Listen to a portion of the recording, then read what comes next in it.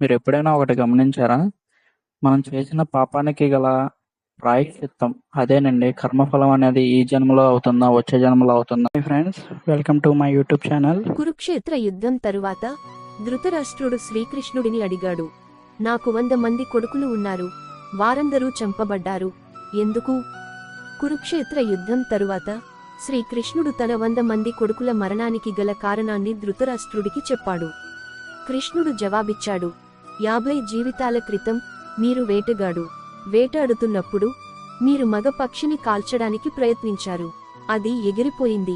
కోపంతో మీరు గూడులోని 100 పిల్ల పక్షులను నిర్దాక్షిణ్యంగా వధించారు.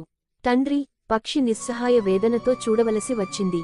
ఆ తండ్రి పక్షికి తన 100 మంది కొడుకుల మరణాన్ని చూసి మీరు బాధ కలిగించారు కాబట్టి మీ 100 మంది కొడుకులు చనిపోవడాన్ని మీరు కూడా భరించవలసి వచ్చింది. ధృతరాష్ట్రుడు, సరే, అయితే నేను 50 జీవితాలు ఎందుకు వేచి ఉండాల్సి వచ్చింది? అన్నాడు. కృష్ణుడు జవాబిచ్చాడు, మీరు గత 50 జీవిత కాలంలో 100 మంది పుత్రులను పొందేందుకు పుణ్యాన్ని, పవిత్రమైన క్రెడిట్లు కూడబెట్టారు, ఎందుకంటే దానికి చాలా పుణ్యం అవసరం. అప్పుడు మీరు 50 జీవితాల క్రితం చేసిన పాపంకి రియాక్షన్ వచ్చింది.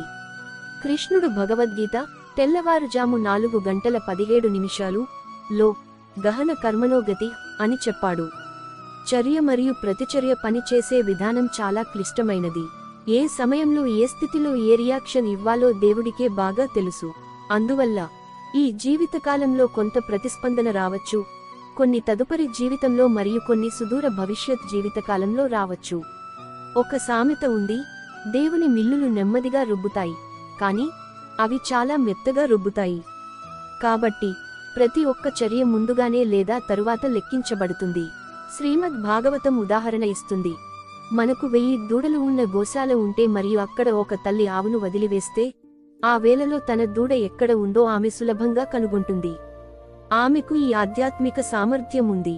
అదేవిధంగా మన కర్మ మనల్ని ఈ గ్రహం మీద మిలియన్ల మందిలో కనుగొంటుంది.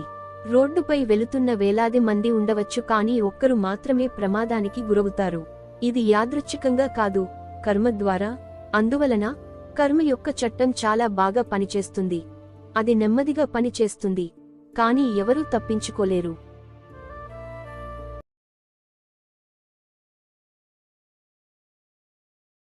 Thank you.